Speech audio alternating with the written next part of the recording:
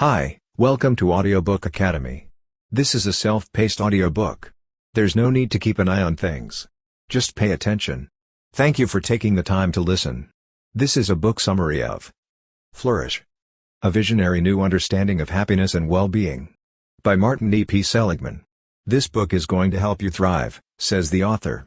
A leading psychologist, researcher, and former head of the American Psychological Association, who has spent most of his working life practicing psychology as usual, is now urging us to reconceptualize it by looking at what's going well rather than what's going wrong. The field of positive psychology is constantly evolving, and Flourish keeps up to date with the latest research and developments. An in-depth look at how to improve one's mental health, including new theories and research, is provided. Even though he founded a new branch of psychology aimed at making people happier, Martin Seligman despises the word happiness, which is ironic given that he is the person who coined the term. Smiling faces and other happy-making symbols, according to him, do little to ensure our own contentment.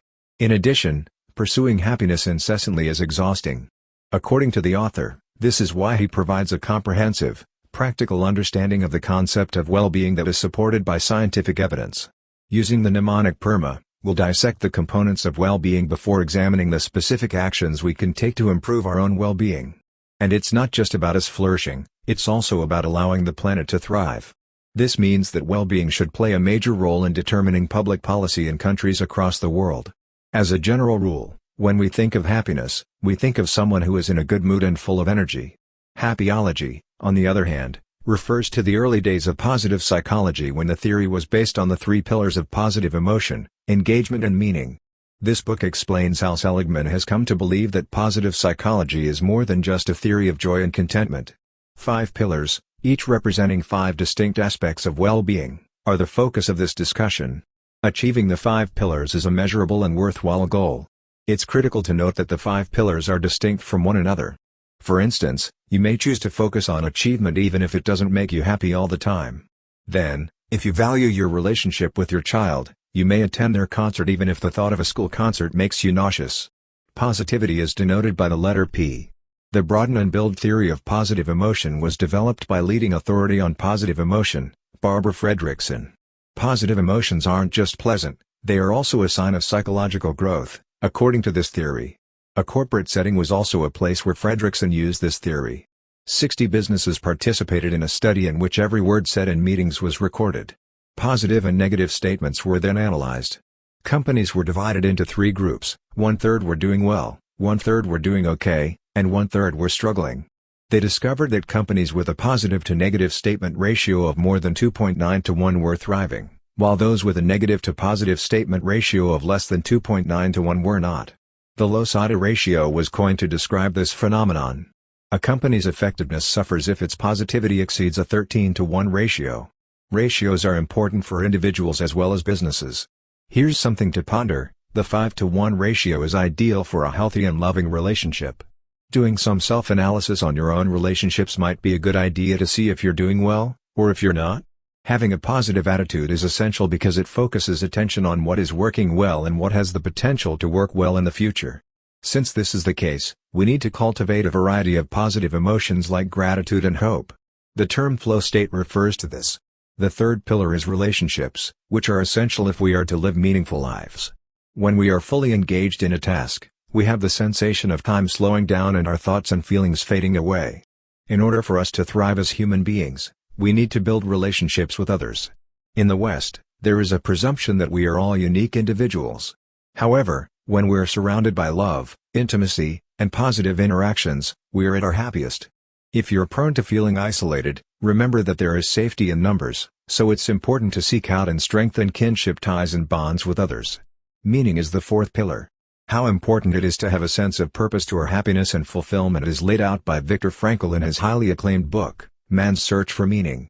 So, even if pursuing something with single-mindedness makes you miserable, because you consider it worthwhile, you'll be comfortable with it defining and guiding your life's course. Accomplishment, or achievement, is the 5th pillar, and it will bring you joy. Rather than being a means to an end, achievement is pursued for its own sake. For many of the world's most successful businessmen and women, success is seen as a goal in and of itself, rather than merely a means to an end. According to Angela Duckworth's research, grit is critical for academic success, which may help explain why some wealthy individuals donate a portion of their wealth to charitable causes.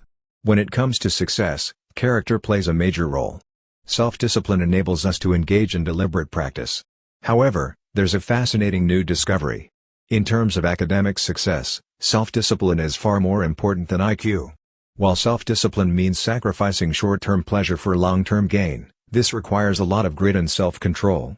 She tested this at West Point and found that the grit test she had developed predicted which newbies would last the demanding initial training course, and which would drop out, and which of them would succeed. This was by far the most accurate test they took. Moreover, the test also predicted how long a person would remain in the United States. Both the number of real estate deals closed by brokers and the size of the Special Forces, the National Spelling Bee, which draws tens of thousands of students from across the United States, is a good example of this. Results from the grit test were an excellent indicator of who would advance to the championship round. It was because of their high levels of grit that these children were more likely than their peers to devote time to studying words, which gave them an advantage in the competition. Seligman advises us that if we want to build our knowledge base, it all comes down to practice, practice, practice. After taking this test, Seligman suggests that you use your top strengths in new ways. You can then use what you've learned in a variety of settings, including your place of employment, your home, and your free time. Appreciation of beauty and excellence is a great signature strength for those who like to take in the beauty of nature while walking. We've all heard that gratitude is a key ingredient in leading a happier and more fulfilling life. Take a moment each day to appreciate all of the good things that happen to you. Consider someone who has made a significant contribution to your well-being but to whom you have not yet expressed your sincere gratitude. It could be someone from your past or someone who's helped you out in the present. Write them a letter and tell them exactly what they did and how it benefited you in any way that you can. Once you've done that, bring the letter to them in person and read it to them. Gratitude is a small gesture that can have a big impact. The What's Working exercise. Consider that you're about to begin packing for a picnic when you notice that a few dark clouds are beginning to form in the sky. If it looks like it's going to rain, the majority of us will cancel our plans. However, the clouds often dissipate and there is no sign of rain in the near future. The reason our brains are so good at reminding us of what could go wrong is because of very sound evolutionary reasons. Why not give this exercise a whirl and see what happens? Write down 3 things that went well in your day and why, and do it every night for the next week. It doesn't have to be a big deal. Just a great cup of coffee may have brought back a memory of a kind gesture or a good memory of a birthday. Do this, and write down why you believe this happened. Some examples of such statements are: the coffee man really wants to make his clients happy and this town is full of wonderful people. These exercises have been shown to be beneficial over the course of several months in studies. People who suffer from depression can benefit from exercises like these, which prompted Dr. Tayyab Rashid to develop PPT, positive psychotherapy. This is a 14-session program that focuses on positive psychology. Exercises such as these have been shown to be more effective at treating depression than many pharmaceuticals. The phrase "deal with it" doesn't come up very often in a therapist's office, but that's exactly how fighter pilots are trained. Even in the face of fear, they are taught to fly fearlessly and make split-second decisions. There are days when we'll wake up and feel like life is hopeless, according to Seligman. We must learn to balance the difficult and sad feelings we will inevitably experience with the joy and happiness that comes with experiencing positive emotions. What about schools and other institutions? We're heading to Geelong Grammar School, the Army, and the world of public policy decision-makers. He had no idea what he was getting into when he spoke to the board and administration of Geelong Grammar School, one of the oldest and wealthiest schools in Australia. When the school decided to move forward with the project, they did so on the advice of Dr. Martin Seligman. Positive psychology should be taught to everyone at UC Davis, according to Seligman's advice. To accomplish this, experts would have to move into the school to assist teachers in teaching well-being to students of all ages. His advice included recruiting stars in positive psychology to engage with the community and report on the curriculum once a month, which they did. Astonishing results persuaded Seligman to spend his sabbatical overseeing the project at the school. In summation, he said, teaching positive psychology, embedding it, and living it.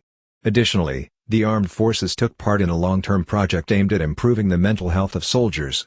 The goal was to increase one's ability to withstand stress. The resilience of those who can cope with the constant threat of war is of paramount importance.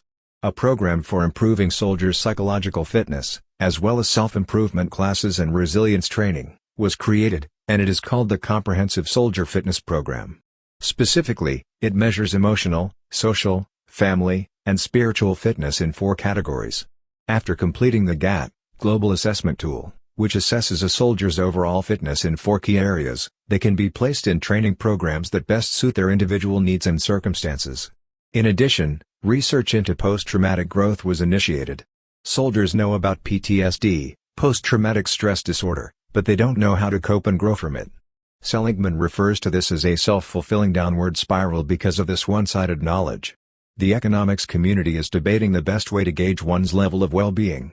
According to Seligman, government performance should not only be measured in terms of GDP but also in terms of the well-being of its citizens.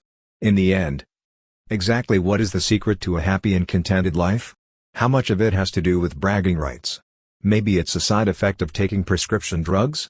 A lot of times we think that if we don't have to work as hard, it will make us feel better about our lives. In traditional psychotherapy, the goal is to alleviate all of the patient's suffering by treating the underlying causes of their problems. Achieving ease of life does not, however, address the root causes of problem. Psychotherapy should be extended so that people can learn how to use enabling strategies to live well.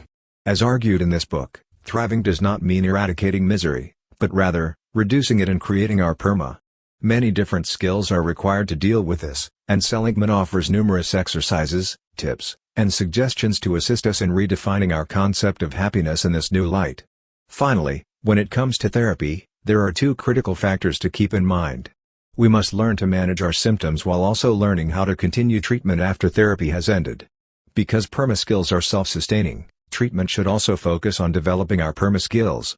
Perma skills are useful not only in the therapy room but also in everyday life. Classroom, boardroom, military, and government can all benefit from Perma.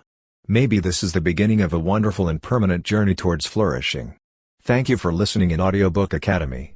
Please don't forget to subscribe for more content like this. See you in next audiobook.